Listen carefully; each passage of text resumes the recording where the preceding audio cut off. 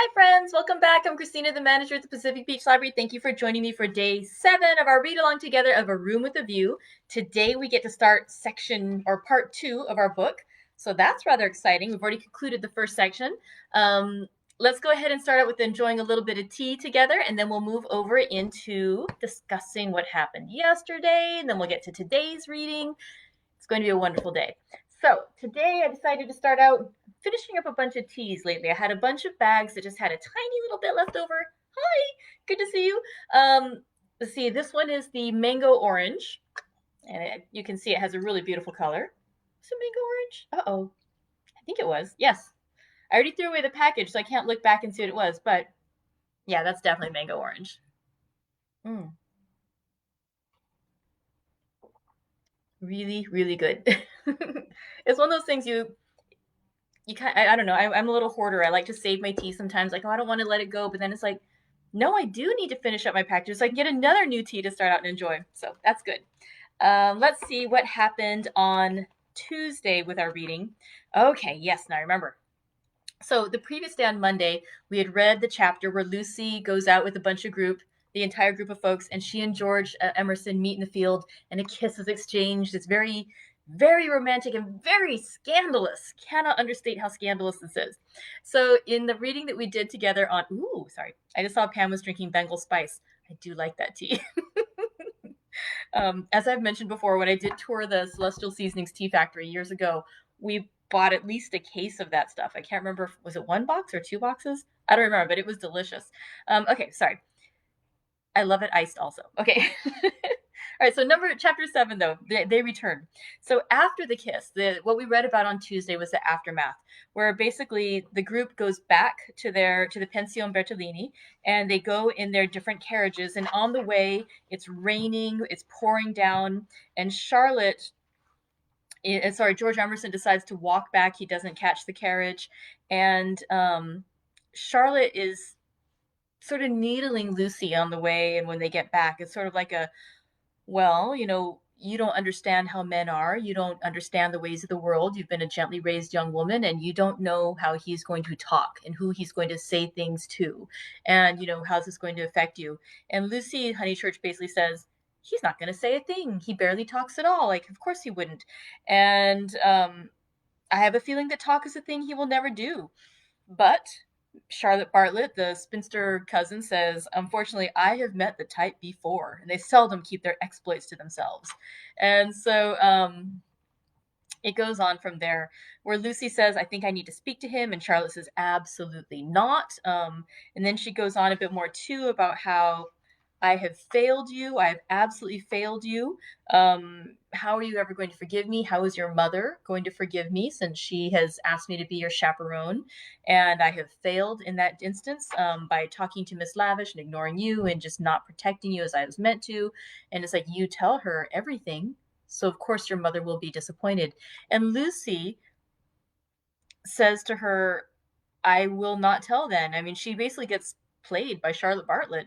And she tells her, I will never say anything to my mother. I will never say anything to anyone else about it. It will be done.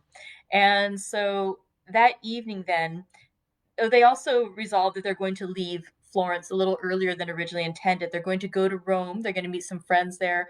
They had heard that the Vises will be visiting in Rome, so they're going to go meet up with them.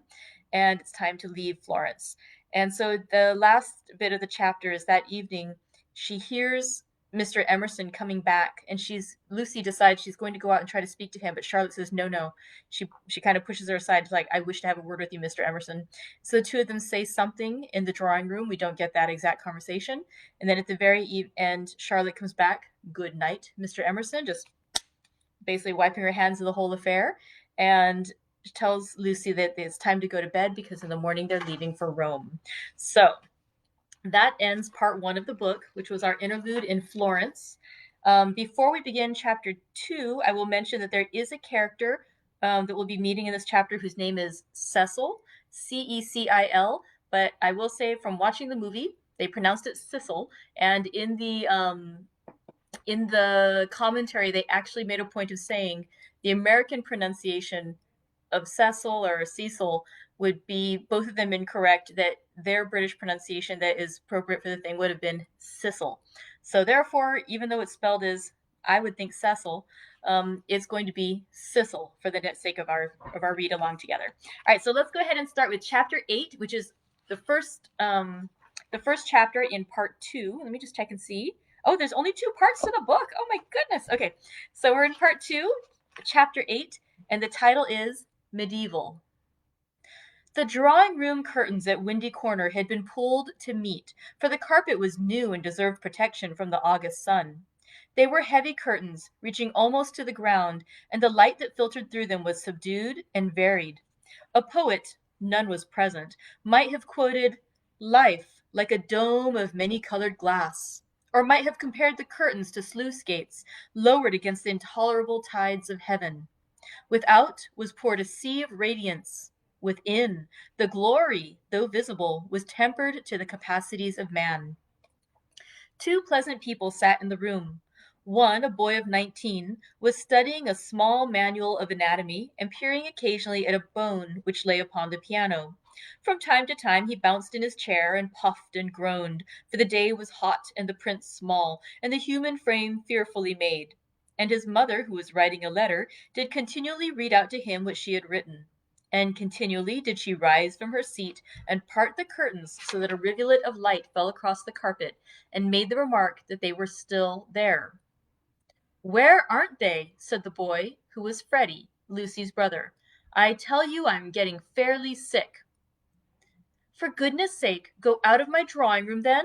cried Mrs. Honeychurch, who hoped to cure her children of slang by taking it literally. Freddie did not move or reply. "I think things are coming to a head," she observed, rather wanting her son's opinion on the situation if she could obtain it without undue supplication. Time they did. "I am glad that Cecil is asking her this once more. It's his 3rd go, isn't it? Freddie, I do call the way you talk unkind." "I didn't mean to be unkind." Then he added, "But I do think Lucy might have got this off her chest in Italy. I don't know how girls manage things, but she can't have said no properly before, or she wouldn't have to say it again now. Over the whole thing, I can't explain. I do feel so uncomfortable." Do you indeed, dear? How interesting. I feel never mind." He returned to his work. "Just listen to what I've written to Mrs. Vyse.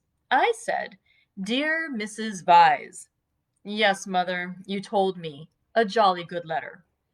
"I said, 'Dear Mrs. Vyse, Cecil has just asked my permission about it, and I should be delighted if Lucy wishes it. But—'" She stopped reading. "I was rather amused at Cecil asking my permission at all. He has always gone in for unconventionality, and parents nowhere, and so forth. When it comes to the point, he can't get on without me." "Nor me." "You?" Freddie nodded. "What do you mean?" "He asked me for my permission also." She exclaimed, "How very odd of him!" "Why so?" asked the son and heir. "Why shouldn't my permission be asked?" "What do you know about Lucy or girls or anything? Whatever did you say?" "I said to Cecil, 'Take her or leave her, it's no business of mine.'" "What a helpful answer!" But her own answer, though more normal in its wording, had been to the same effect. "The bother is this," began Freddie. Then he took up his work again, too shy to say what the bother was. Mrs. Honeychurch went back to the window. "Freddie, you must come. There they still are." "I don't see you ought to go peeping like that." "Peeping like that? Can't I look out of my own window?" But she returned to the writing table, observing as she passed her son, "Still page 322?" Freddie snorted and turned over 2 leaves. For a brief space they were silent. Close by, beyond the curtains, the gentle murmur of a long conversation had never ceased. "The bother is this. I have put my foot in it with Cecil most awfully." He gave a nervous gulp. "Not content with permission, which I did give. That is to say, I said I don't mind. Well, not content with that, he wanted to know whether I wasn't off my head with joy. He practically put it like this. Wasn't it a splendid thing for Lucy and for Windy Corner generally if he married her? And he would have an answer. He said it would strengthen his hand. I hope you gave a careful answer, dear. I answered, no, said the boy, grinding his teeth.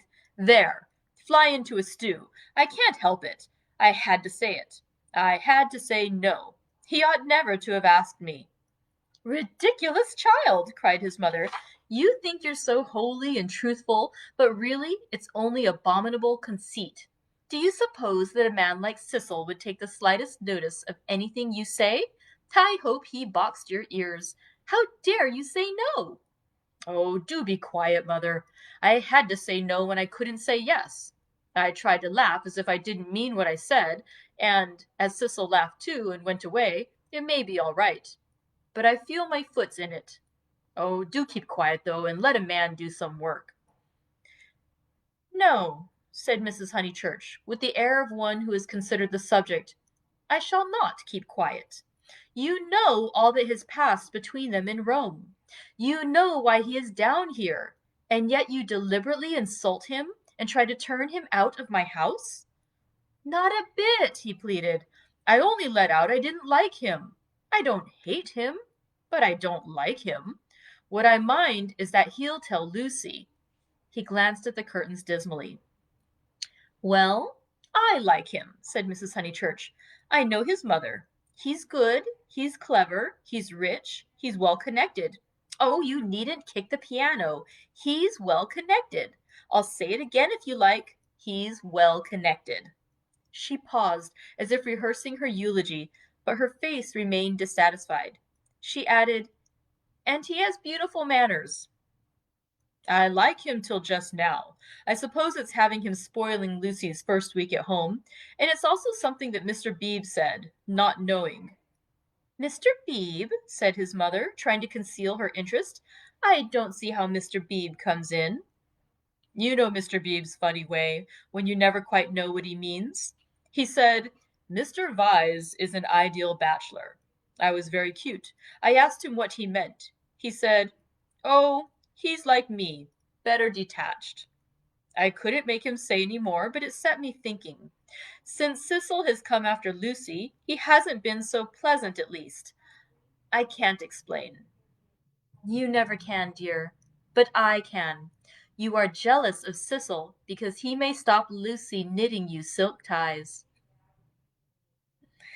The explanation seemed plausible, and Freddie tried to accept it. But at the back of his brain there lurked a dim mistrust. Cecil praised one too much for being athletic. Was that it? Cecil made one talk in one's own way. This tired one. Was that it? And Cecil was the kind of fellow who would never wear another fellow's cap. Unaware of his own profundity, Freddie checked himself. He must be jealous, or he would not dislike a man for such foolish reasons. Will this do? Called his mother. Dear Mrs. Vyse, Cecil has just asked my permission about it, and I should be delighted if Lucy wishes it. Then I put in at the top, and I have told Lucy so. I must write the letter out again. And I have told Lucy so. But Lucy seems very uncertain, and in these days young people must decide for themselves. I said that because I didn't want Mrs. Vyse to think us old-fashioned. She goes in for lectures and improving her mind, and all the time a thick layer of flue under the beds, and the maid's dirty thumb marks where you turn on the electric light. She keeps that flat abominably.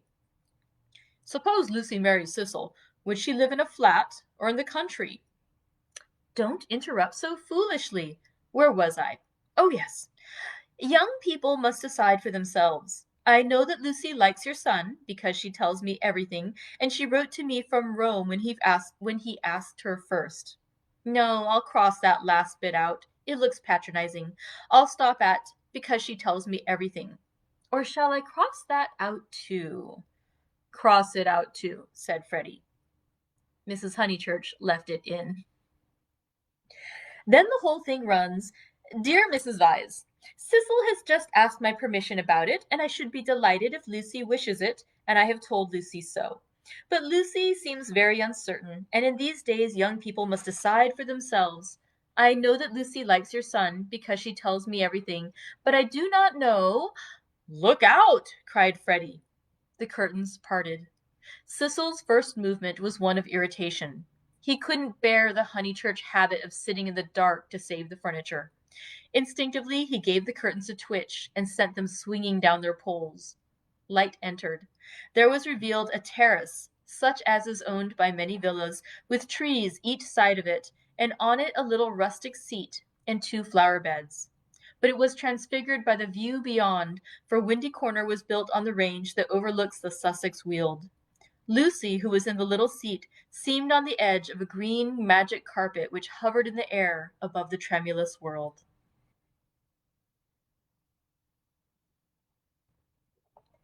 Cecil entered. Arriving thus late in the story, Cecil must be at once described. He as medieval, like a Gothic statue, tall and refined, with shoulders that seemed braced square by an effort of the will, and a head that was tilted a little higher than the usual level of vision. He resembled those fastidious saints who guard the portals of a French cathedral. Well educated, well endowed, and not deficient physically, he remained in the grip of a certain devil whom the modern world knows as self-consciousness, and whom the medieval, with dimmer vision, worshipped as asceticism. A Gothic statue implies celibacy, just as a Greek statue implies fruition, and perhaps this was what Mr. Beebe meant. And Freddie, who ignored history and art, perhaps meant the same when he failed to imagine Cecil wearing another fellow's cap. Mrs. Honeychurch left her letter on the writing table and moved towards her young acquaintance. "Oh, Cecil!" she exclaimed. "Oh, Cecil, do tell me." "I promessi sposi," said he. They stared at him anxiously.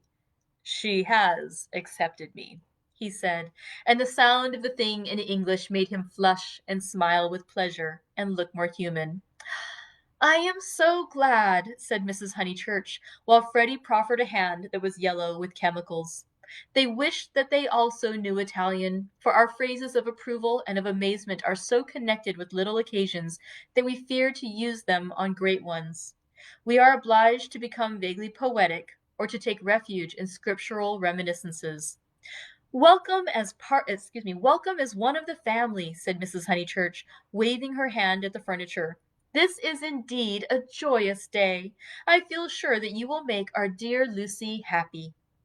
"I hope so," replied the young man, shifting his eyes to the ceiling. "We mothers," simpered Mrs. Honeychurch, and then realized that she was affected, sentimental, bombastic, all the things she hated most. Why could she not be Freddie, who stood stiff in the middle of the room, looking very cross and almost handsome? "I say, Lucy!" called Cecil, for conversation seemed to flag. Lucy rose from the seat. She moved across the lawn and smiled in at them, just as if she was going to ask them to play tennis. Then she saw her brother's face. Her lips parted and she took him in her arms. He said, "Steady on." "Not a kiss for me?" asked her mother. Lucy kissed her also. "Would you take them into the garden and tell Mrs. Honeychurch all about it?" Cecil suggested, "and I'd stop here and tell my mother." "We go with Lucy?" said Freddie, as if taking orders. "Yes, you go with Lucy." They passed into the sunlight. Cecil watched them cross the terrace and descend out of sight by the steps. They would descend, he knew their ways, past the shrubbery and past the tennis lawn and the dahlia bed until they reached the kitchen garden, and there, in the presence of the potatoes and the peas, the great event would be discussed. Smiling indulgently, he lit a cigarette and rehearsed the events that had led to such a happy conclusion. He had known Lucy for several years, but only as a commonplace girl who happened to be musical. He could still remember his depression that afternoon at Rome, when she and her terrible cousin fell on him out of the blue and demanded to be taken to St. Peter's. That day she seemed a typical tourist, shrill, crude, and gaunt with travel. But Italy worked some marvel in her. It gave her light, and, which he held more precious, it gave her shadow. Soon he detected in her a wonderful reticence. She was like a woman of Leonardo da Vinci's, whom we love not so much for herself as for the things that she will not tell us. The things are assuredly not of this life. No woman of Leonardo's could have anything so vulgar as a story. She did develop most wonderfully day by day. So it happened that from patronizing civility he had slowly passed, if not to passion, at least to a profound uneasiness. Already at Rome he had hinted to her that they might be suitable for each other. It had touched him greatly that she had not broken away at the suggestion. Her refusal had been clear and gentle.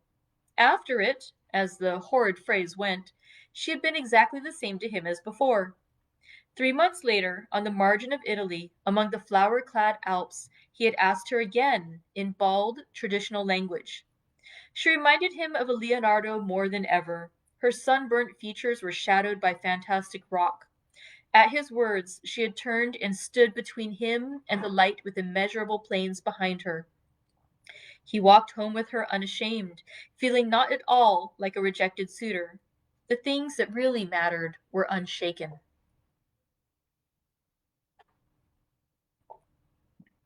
So now he had asked her once more, and clear and gentle as ever, she had accepted him, giving no coy reasons for her delay, but simply saying that she loved him and would do her best to make him happy. His mother too would be pleased. She had counseled the step. He must write her a long account. Glancing at his hand in case any of Freddie's chemicals had come off on it, he moved to the writing table. There he saw "Dear Mrs. Vyse," followed by many erasures. He recoiled without reading any more, and after a little hesitation sat down elsewhere and penciled a note on his knee. Then he lit another cigarette, which did not seem quite as divine as the first, and considered what might be done to make Windy Corner drawing room more distinctive. With that outlook it should have been a successful room, but the trail of Tottenham Court Road was upon it. He could almost visualize the motor vans of Messrs. Schoolbread and Messrs. Maple arriving at the door and depositing this chair, those varnished bookcases, that writing table. The table recalled Mrs. Honeychurch's letter. He did not want to read that letter. His temptations never lay in that direction. But he worried about it none the less. It was his own fault that she was discussing him with his mother. He had wanted her support in his third attempt to win Lucy. He wanted to feel that others, no matter who they were, agreed with him, and so he had asked their permission. Mrs. Honeychurch had been civil, but obtuse in essentials, while as for Freddie— He is only a boy, he reflected. I represent all that he despises. Why should he want me for a brother-in-law? The Honeychurches were a worthy family, but he began to realize that Lucy was of another clay, and perhaps, he did not put it very definitely, he ought to introduce her into more congenial circles as soon as possible. Mr. Beebe, said the maid, and the new rector of Summer Street was shown in. He had at once started on friendly relations, owing to Lucy's praise of him in her letters from Florence. Cecil greeted him rather critically. I've come for tea, Mr. Vyse. Do you suppose that I shall get it? I should say so. Food is the thing one does get here. Don't sit in that chair. Young Honeychurch has left a bone in it. Phui! I know, said Cecil. I know. I can't think why Mrs. Honeychurch allows it. For Cecil considered the bone and the Maples furniture separately. He did not realize that, taken together, they kindled the room into the life that he desired. I've come for tea and for gossip. Isn't this news? News? I don't understand you, said Cecil. News? Mr. Beebe, whose news was of a very different nature, prattled forward. I met Sir Harry Otway as I came up. I have every reason to hope that I am first in the field. He has bought Sissy and Albert from Mr. Flack. Has he indeed? Said Cecil, trying to recover himself. Into what a grotesque mistake had he fallen? Was it likely that a clergyman and a gentleman would refer to his engagement in a manner so flippant? But his stiffness remained, and though he asked who Sissy and Albert might be, he still thought Mr. Beebe rather a bounder.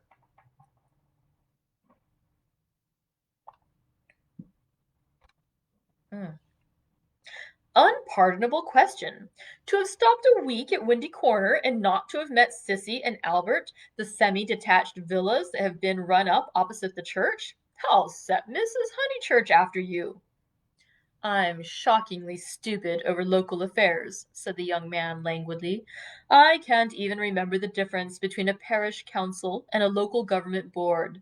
Perhaps there is no difference, or perhaps those aren't the right names. I only go into the country to see my friends and to enjoy the scenery. It is very remiss of me. Italy and London are the only places where I don't feel to exist on sufferance. Mr. Beebe, distressed at this heavy reception of Sissy and Albert, determined to shift the subject. Let me see, Mr. Vyse. I forget. What is your profession? I have no profession, said Cecil. It is another example of my decadence. My attitude, quite an indefensible one, is that so long as I am no trouble to anyone, I have a right to do as I like. I know I ought to be getting money out of people or devoting myself to things I don't care a straw about, but somehow I've not been able to begin. You are very fortunate, said Mr. Beebe. It is a wonderful opportunity, the possession of leisure. His voice was rather parochial, but he did not quite see his way to answering naturally. He felt, as all who have regular occupation must feel, that others should have it also. I am glad that you approve. I daren't face the healthy person, for example, Freddie Honeychurch. Oh, Freddie's a good sort, isn't he? Admirable. The sort who has made England what she is.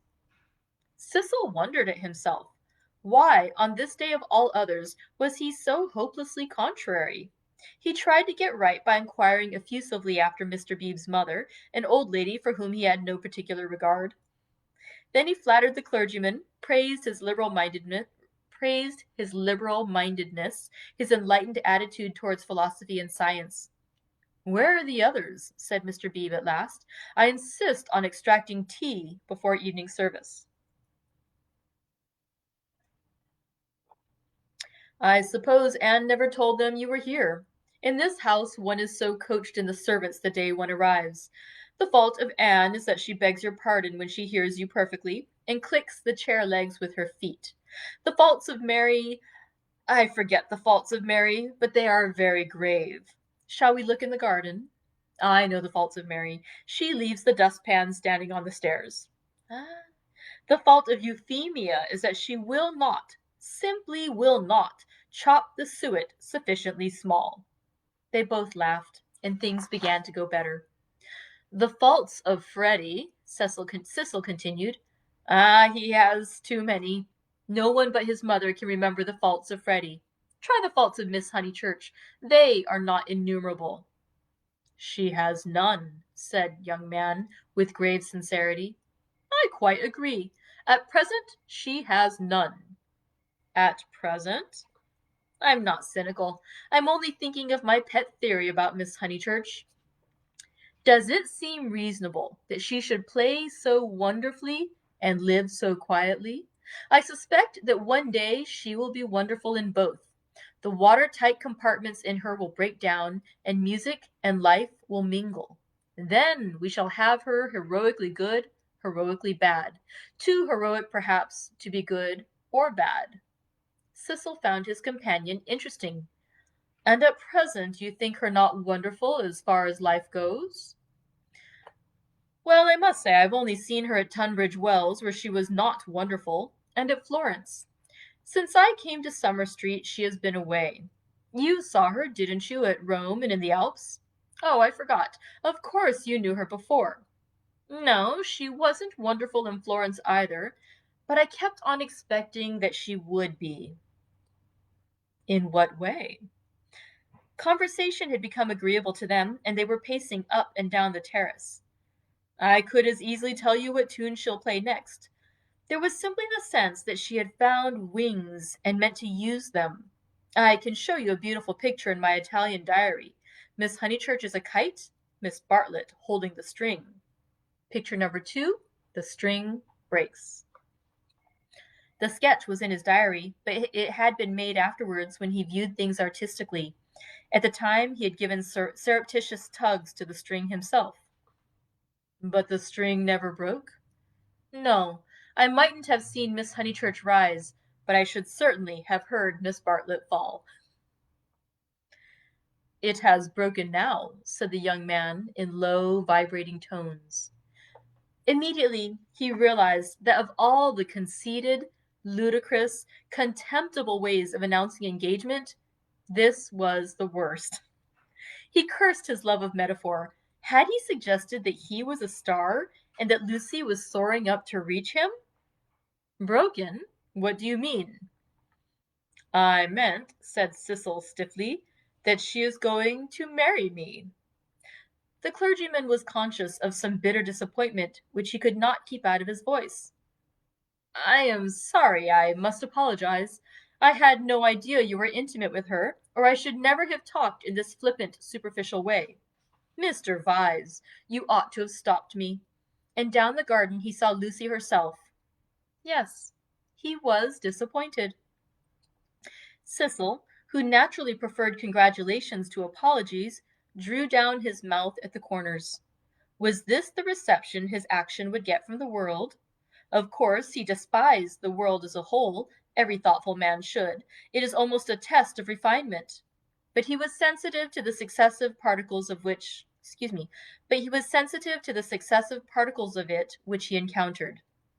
Occasionally, he could be quite crude. I am sorry I have given you a shock, he said dryly. I fear that Lucy's choice does not meet with your approval. Not that, but you ought to have stopped me. I know Miss Honeychurch only a little as time goes. Perhaps I oughtn't to have discussed her so freely with anyone. Certainly not with you. You are conscious of having said something indiscreet? Mr. Beebe pulled himself together.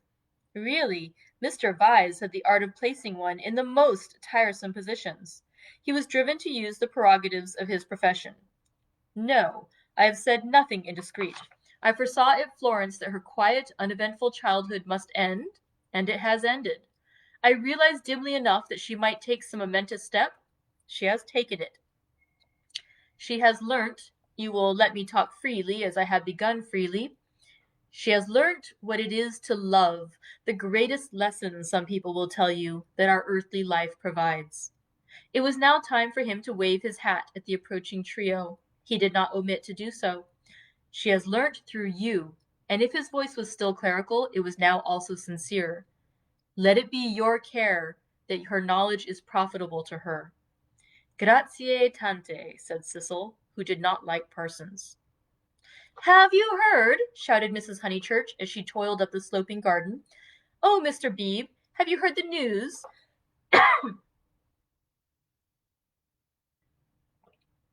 Freddie, now full of geniality, whistled the wedding march.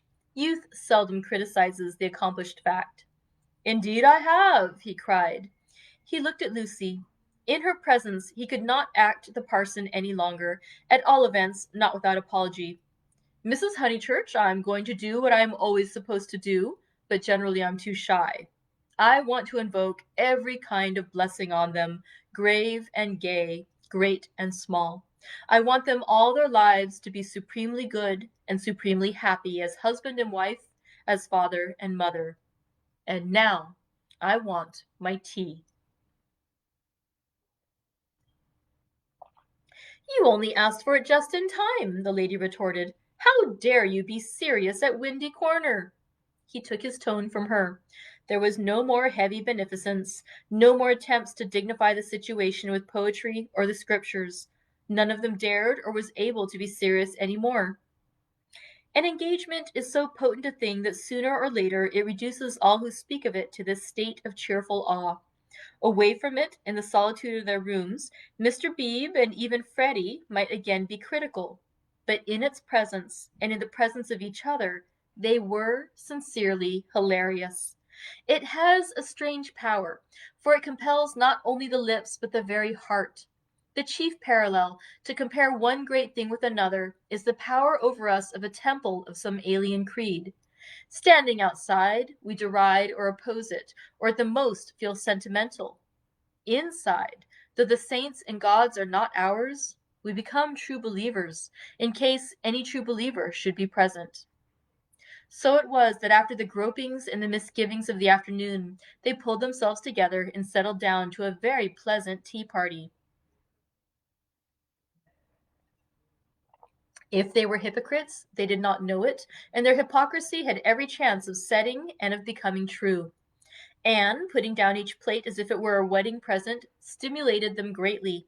They could not lag behind that smile of hers which she gave them ere she kicked the drawing-room door. Mr. Beebe chirruped. Freddie was at his wittiest, referring to Cecil as the fiasco, family-honored pun on fiancé. Mrs. Honeychurch, amusing and portly, promised well as a mother-in-law. As for Lucy and Cecil, for whom the temple had been built, they also joined in the merry ritual, but waited, as earnest worshippers should, for the disclosure of some holier shrine of joy. And that concludes Chapter 8 of A Room with a View. We'll resume next week with Chapter 9. Thank you very much for joining me today. I hope you enjoyed today's read. It was lovely just having, yes, as Helen put it, like the characters, I felt like we had a bit of a tea and a gossip because Mr. Beebe was rather accidentally indiscreet with Cecil, and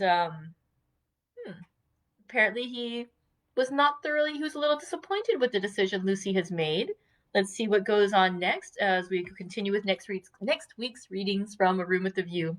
I hope you enjoy your weekend, and I will see you again next week. Take care, friends. Woo. Bye.